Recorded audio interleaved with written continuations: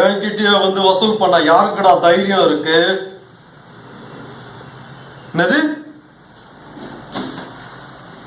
யாரா அவன்?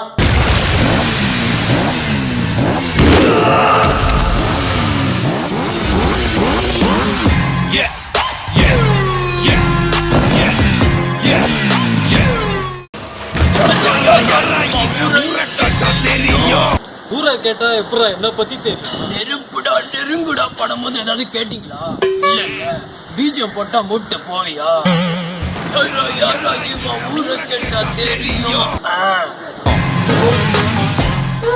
யாரு பெத்த பிள்ளையோ காக்கா வலிப்புல துடிக்குது. இந்த கையில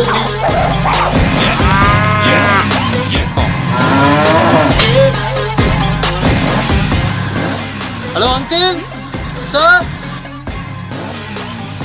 விளாடலாமா? யாராவது 3 வயசாகுது விளையாட வாங்கலையாட வாங்க சின்ன பிள்ளை தானே. மாரியம்மன் கோயில் கூழ் ஊத்துறாங்க, டொனேஷனை கூட. நீ என்ன பெரிய வசூல் பண்ணங்க? தெரியல, அப்படிதான் பேசிக்கிறாங்க. சரி, மாரியம்மன் கோயில் கூழ் ஊத்துறாங்க, டொனேஷனை கூட.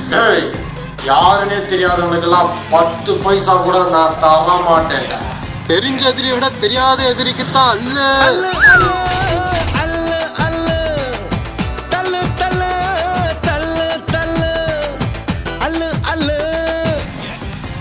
இன்னைக்கு நிறைய பேர்கிட்ட இல்லாத கெட்ட பழக்கம் என்கிட்ட ஒண்ணு இருக்குதே. உங்களுக்கெல்லாம் போலீஸ்கார பத்தாதுடா.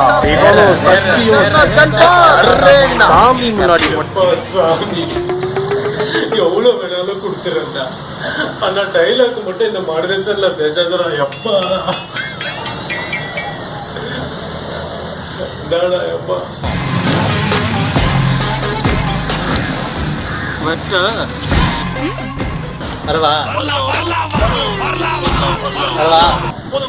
எவ்வளவு நாள் தான் எல்லாருக்கும் இந்த வயசுலயே பாட்டு பண்ணிருப்பேன்.